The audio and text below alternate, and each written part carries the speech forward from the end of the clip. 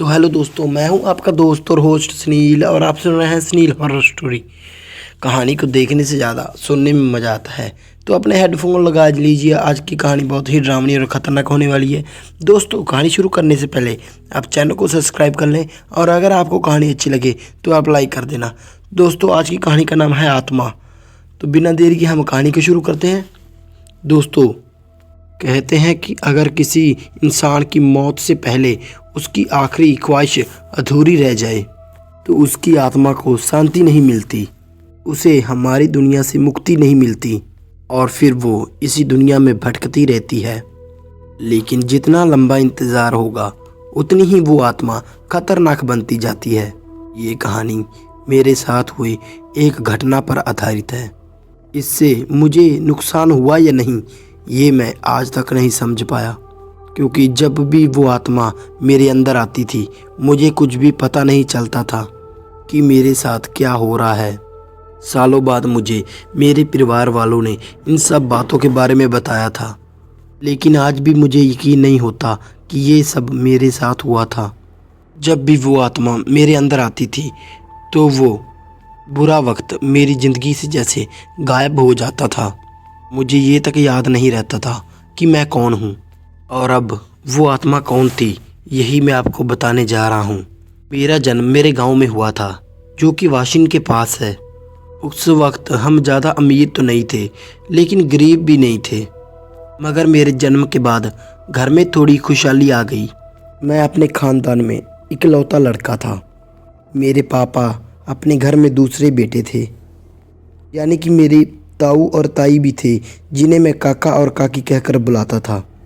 दादा दादी तो मेरे जन्म से पहले ही गुजर चुके थे। काका काकी की शादी को 10 साल हो चुके थे, लेकिन उन्हें कोई भी औलाद नहीं हुई थी। ठीक वैसे ही परेशानी मेरे माता पिता के साथ भी थी।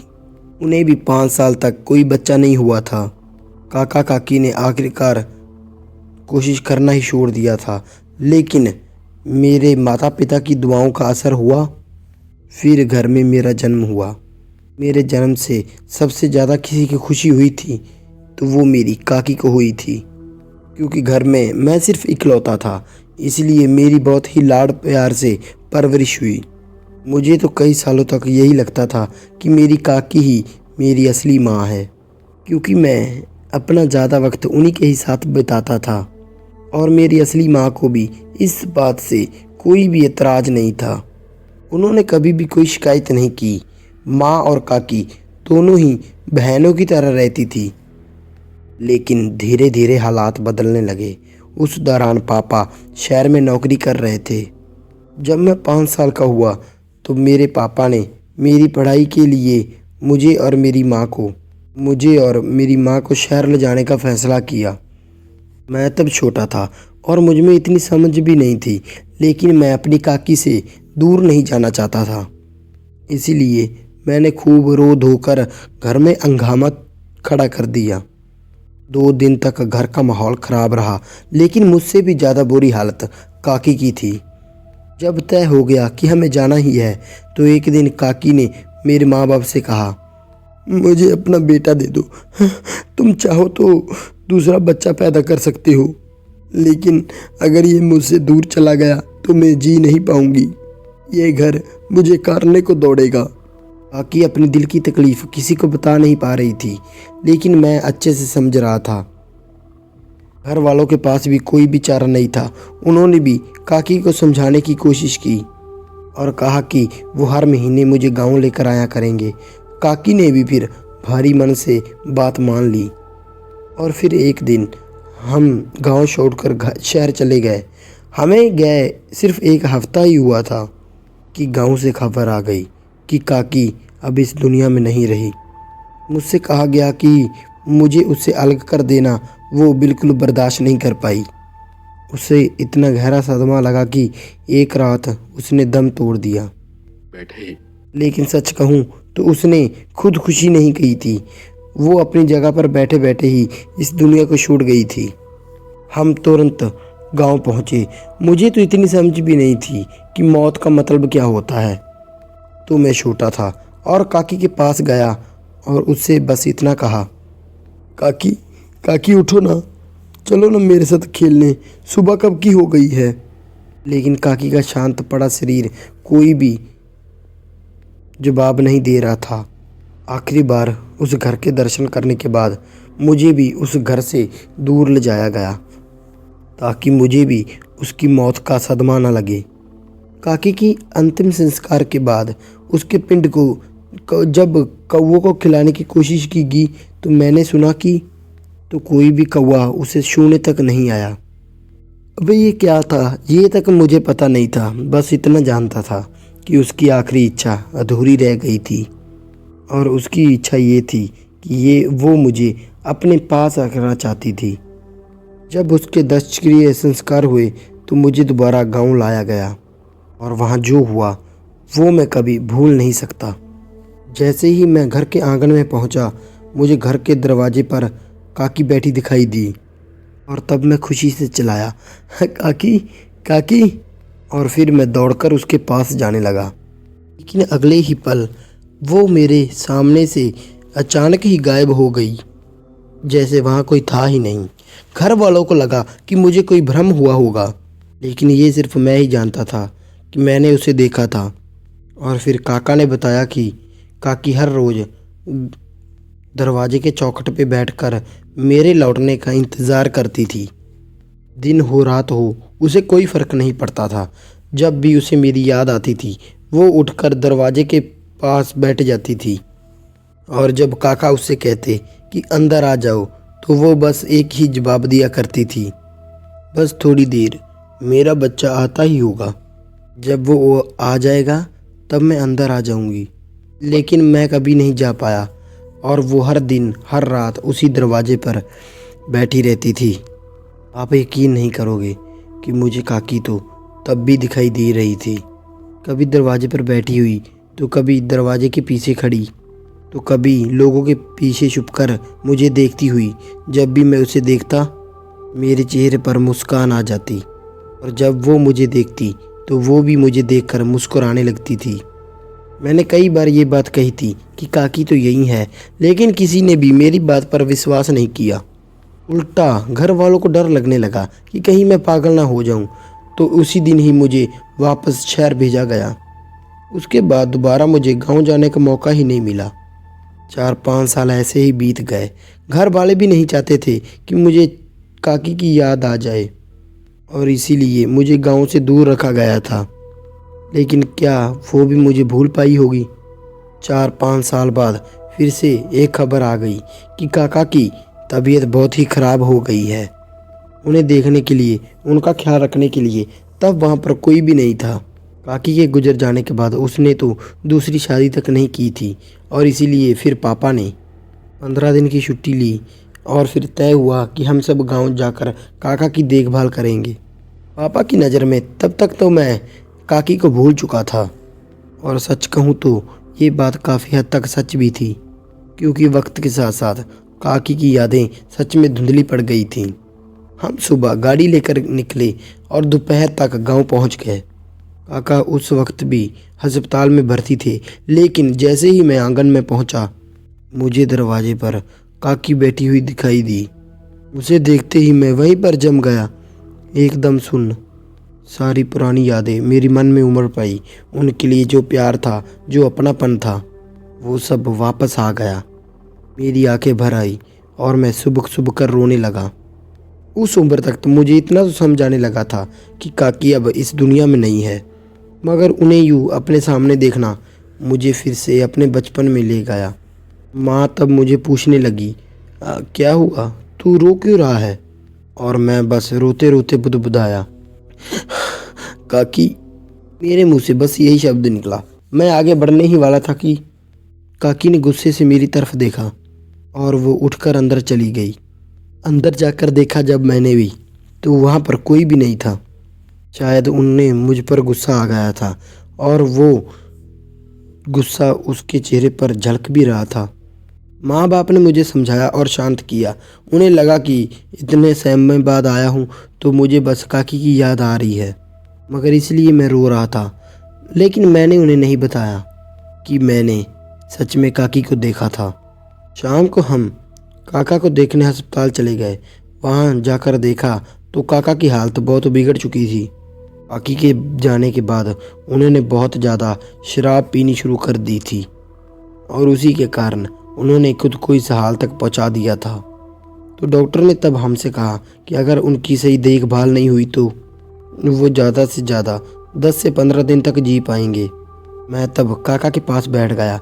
वो बस मेरी ओर एकटक देख रहे थे। कहीं न कहीं उन्होंने भी मुझे अपने बेटे की तरह समझा था, लेकिन वो भी कभी खुलकर कह नहीं पाए। कुछ देर बाद जब पापा और माँ बाहर चले गए तब काका ने मेरा हाथ पकड़ा। मेरी आंखों से आंसू आ गए और मैं रोते हुए बोला, काका, आपने ये अपना क्या हाल बना लिया है? क्या आप जीना नहीं चाहते? काका ने एक गहरी सांस ली, मेरी आंखों में देखा और कहा, काकी, आज भी तेरा इंतज़ार कर रही है। अब भी वो मुझे चौखट पर बैठी नजर आती है। ये सुनते ही मेरी रीढ़ से ठंडी लहर दौड़ गई। मैंने डर के मारे आंखें बंद कर ली, लेकिन काका ने आगे कहा, तू डर मत, मैंने उसे समझा दिया है। मैंने उसे कह दिया है कि तू हमारा बेटा नहीं है। उनके सामने मैं तो कुछ भी नहीं बोल पाया। मेरे पास कहने के लिए कुछ भी नहीं था। मैं चुपचाप उठकर बाहर चला गया। अगले दिन काका को घर से छुट्टी मिलनी थी, अस्पताल से छुट्टी मिलनी थी और मैं और माँ दोनों घर वापस लौट आए रात को, जबकि पापा तो वहीं पर रुक गए थे। लेकिन जैसे ही मैं आंगन में पहुंचा, फिर से वही हुआ। काकी मुझे देखते ही फिर से अंदर चली गई और फिर दोबारा नहीं दिखी। क्या वो सच में मुझसे नाराज़ थी? और अगर थी भी तो क्यों? वो मुझे देखकर अंदर क्यों चली जाती थी और फिर दोबारा नज़र भी नहीं आती थी? रात को जब मैं माँ के पास सोया था तो मुझे एक आवाज़ सुनाई दी, मुन्ना, आ गया तू? बहुत इंतजार करवाया तूने, लेकिन अब मैं तुझे नहीं जाने दूंगी। मुझे झटका सा लगा, थोड़ा डर भी लगा, लेकिन उतना नहीं। मैं उठकर बैठ गया और सामने देखा, काकी मेरे पैरों के पास बैठी थी। वो मेरे पैर दबा रही थी और मुझे उसका स्पर्श महसूस हो रहा था। वही ममता भरा स्पर्श, पर उसकी आंखें आंसुओं से भरी थी। माँ भी तब हल्की सी नींद से जागी और मुझे देखते हुए उसने पूछा, क्या क्या हुआ? ऐसे उठ क्यों गया? मैंने तब धीरे से उससे कहा, काकी। माँ घबरा कर उठ पड़ी। हाँ, कहाँ? मैंने फिर उसे शांत होकर कहा, यहीं मेरे सामने बैठी है। मुझे तो वो साफ दिख रही थी, लेकिन माँ को नहीं। माँ और ज़्यादा डर गई और फिर भगवान का नाम लेने लगी। मगर मैंने उसे रोकते हुए कहा, डरने की कोई बात नहीं है माँ, वो बस मुझसे मिलने आई है। उस वक्त काकी ने मुझसे इशारा किया जैसे वो माँ से कुछ कहना चाहती हो। तो मैंने माँ से कहा कि काकी तुमसे कुछ कहना चाहती है, और फिर माँ और ज़्यादा घबरा गई। तो लेकिन फिर मैंने माँ को समझाया, माँ घबराओ मत, बस उनकी बात सुन लो। अगर तुमने हाँ कहा तभी वो तुमसे बात करेगी। माँ ने कांपते हुए हाँ में सर हिला दिया और उसी पल मैंने महसूस किया कि काकी की आत्मा मेरे अंदर आ गई है। एक झटके से मेरा शरीर कांप गया, मेरे हाथ पैर ठंडे पड़ गए, सांसें तेज हो गई। ऐसा लगा जैसे किसी और ताकत ने मेरे शरीर पर कब्जा कर लिया हो। एक आध मिनट ऐसा ही गुजरा और फिर मेरे मुंह से वो आवाज़ निकली, मुझे तेरा बेटा चाहिए, अपना बेटा मुझे दे दे। इतना बोलने के बाद मुझे ऐसा महसूस हुआ जैसे मेरे शरीर की सारी ताकत खींच ली गई हो। मेरा शरीर पत्थर की तरह जड़ हो गया और मैं वहीं ज़मीन पर गिर पड़ा। जब मुझे होश आया तो मैंने देखा कि माँ की आंखों में आंसू थे और वो मुझे देखकर रो रही थी। मैं घबरा गया और मैंने फिर पूछा, माँ क्या हुआ? काकी ने तुम्हें कुछ क्या कहा? माँ ने सिर हिलाकर नहीं कहा। तो फिर तुम रो क्यों रही हो? बताओ ना क्या हुआ है। मैंने अपने चारों ओर देखा, काकी कहीं नहीं थी। वो मेरे जरिए जो कहना चाहती थी वो कहकर जा चुकी थी। माँ ने मुझसे कुछ नहीं कहा कि वहाँ पर क्या हुआ था। शायद वो मुझे ये सब कहकर डराना नहीं चाहती थी। ये सब बताकर रात भर वो मुझे अपनी गोद में लेकर बैठी रही। अगले दिन सुबह माँ उठी और सारा काम निपटाकर मुझे जगाने आ गई। माँ ने मेरे सिर पर हाथ फेरते हुए कहा, उठ बेटा, नहा धो ले, हमें हॉस्पिटल जाना है। मैं आलस देते हुए उठ गया। मैंने बस उठते हुए आलस से एक ही शब्द कहा, हाँ, बस थोड़ी देर। जैसे ही मैंने ये कहा, अगले ही पल मुझे वही झटका सा महसूस हुआ। मेरा पूरा शरीर थरथरा उठा। मैंने माँ की ओर देखा और अजीब आवाज़ में कहा, तू जा, वो मेरे पास रहेगा। मेरी वो आवाज़ सुनकर माँ बुरी तरह से घबरा गई और बिना कुछ कहे कमरे का दरवाज़ा बाहर से बंद कर वहाँ से चली गई। इसके बाद न जाने कितनी देर तक मैं उसी हालत में रहा। जब मैं उस अजीब एहसास से बाहर आया तो दोपहर के 2 बज चुके थे। दरवाजे पर किसी ने दस्तक दी और मुझे ऐसा लगा जैसे मेरी अभी अभी नींद खुल गई हो। माँ और पापा दोनों कमरे में आ गए, लेकिन दरवाजे के पास ही खड़े रहे। वो बिना हिले डुले बस मुझे घूर रहे थे। और फिर मैंने उठते हुए पूछा, क्या हुआ, आप मुझे ऐसे क्यों देख रहे हो? और किसी ने मुझे अब तक उठाया नहीं। कोई कुछ नहीं बोला। शायद उन्हें समझ आ चुका था कि मेरे साथ क्या चल रहा है, लेकिन मुझे खुद नहीं पता था। हाँ, बस एक चीज़ का एहसास हो रहा था कि अब मुझे काकी दिखाई नहीं दे रही थी, लेकिन फिर भी मैं जानता था वो मेरे आसपास ही कहीं होगी। अब तो वो सीधे सीधे मेरे अंदर समा जाती थी, और जब वो मेरे अंदर होती थी तो मैं नहीं होता था, बस काकी ही काकी होती थी। कमरे में एक अजीब सी ठंडक थी। माँ पापा दरवाजे के पास ही खड़े थे, लेकिन उनके चेहरे पर खौफ की लकीरें साफ दिखाई दे रही थी। मेरे होठ खुद ब खुद फड़फड़ा रहे थे और मेरी आंखों में एक अजीब सा खालीपन था। मैंने अचानक धीमी मगर भारी आवाज़ में कहा, कोई भी इसे यहाँ से नहीं ले जा सकता, ये अब यहीं रहेगा, मैं इसे लेकर जाऊंगी। मेरी वो आवाज़ सुनकर माँ की आंखों में डर उतर आया। पापा ने मेरी ओर एक कदम बढ़ाया। जब कमरे की सारी लाइटें झपकने लगीं तो पापा ने मुझे पकड़ने के लिए एक कदम आगे बढ़ाने के साथ साथ अपना हाथ आगे बढ़ाया। उन्हें एक ज़ोरदार झटका लगा और फिर पापा पीछे गिर पड़े। मत छूना इसे। वो मेरी नहीं बल्कि काकी की आवाज़ थी। बेटा बेटा, क्या हो गया तुझे? भगवान के लिए इसे छोड़ दे। और मैं फिर ज़ोर ज़ोर से हंसा, मगर वो मेरी हंसी नहीं थी। कमरे में अचानक से हवा तेज़ हो गई। खिड़कियाँ धड़धड़ाने लगीं। दीवारों पर लगी हुई फ़ोटो नीचे गिरने लगीं। पंखा अचानक से इतनी तेज़ी से घूमने लगा कि उसकी आवाज़ कानों में चुभने लगी। और तभी दरवाजे पर एक जानी पहचानी सी आवाज़ आई।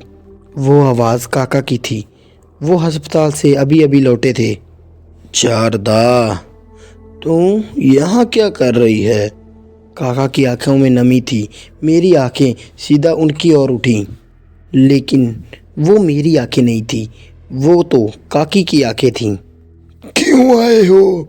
मेरी अचानक आवाज़ गहरी और सख्त हो गई।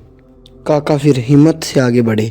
शारदा, ये हमारा बेटा नहीं है, तुम्हें इसे छोड़ना होगा। देखो, तुम जो भी कर रही हो उससे तुम इसकी ज़िंदगी बर्बाद कर दोगी। झूठ! मैं चिल्लाया और कमरे की सभी लाइट जोर से फट गई। काका ने आगे बढ़कर अब मेरे सिर पर हाथ रखा। शारदा, अब ये तेरा घर नहीं, ये तेरी दुनिया नहीं है, और अब ये तेरा बेटा भी नहीं। चली जा यहाँ से शारदा, तू अब सबको तकलीफ़ दे रही है। मगर तभी मुझे एक जोर का झटका लगा। मेरी गर्दन एकदम से घूम गई और मेरी रीढ़ की हड्डी में एक सरसराहट दौड़ गई। ठंडी लहर। नहीं, मैं इसे लेकर जाऊंगी। मुझे अब इससे कोई अलग नहीं कर सकता। मैं इसे लेकर जाऊंगी। काका ने मुझे जोर से गले लगा लिया और फिर रोते हुए कहा, शारदा, शारदा, अगर तू इसे नहीं छोड़ेगी तो मैं भी तेरे साथ चला आऊँगा। कमरे की हवा अचानक से थम गई। मेरा शरीर एकदम से ढीला पड़ गया। काका ने गहरी सांस ली और फिर से कांपते हुए बोले, अगर अगर तुझे सच में इसे इतना प्यार है तो इसे छोड़ दे, मैं तेरे साथ चलता हूँ। मेरी आंखें चौड़ी हो गई। नहीं नहीं, मैं जोर से चीखा और उसी पल काका का शरीर झटका खाकर नीचे गिर पड़ा और फिर वहीं मेरे सामने गिर पड़े। उनकी आंखें खुली थीं मगर अब उनमें कोई हरकत नहीं थी। कमरे में अब एक अजीब सा वातावरण हो गया था। माँ वो सब देखकर ज़ोर ज़ोर से रोने लगी। मुझे मेरे शरीर में एक हल्का सा झटका महसूस हुआ, जैसे किसी ने मुझे छोड़ दिया हो, आज़ाद कर दिया हो। मेरी आंखों के सामने अंधेरा छाने लगा और फिर मैं घुटनों के बल गिर पड़ा। मुझे इनमें से अब कुछ भी याद नहीं था कि मेरे साथ वहाँ क्या हुआ था। बस मुझे इतना पता था कि काका काकी साथ चले गए थे। बाकी जो कुछ मैंने आपको कहानी के माध्यम से बताया है वो सब कुछ मुझे बाद में बताया गया था। लेकिन कभी कभी जब मैं आईने में अपना चेहरा देखता हूँ तो अपनी आंखों के बजाय मुझे किसी और की आंखें दिखाई देती हैं और मुझे लगता है कि काकी अभी भी मेरे साथ यहीं आसपास ही है। वो चुपके से मुझे मिलने चली आती है। तो दोस्तों, कैसी लगी आपको कहानी? लाइक शेयर कमेंट करके ज़रूर बताएं और चैनल को जरूर सब्सक्राइब कर लें।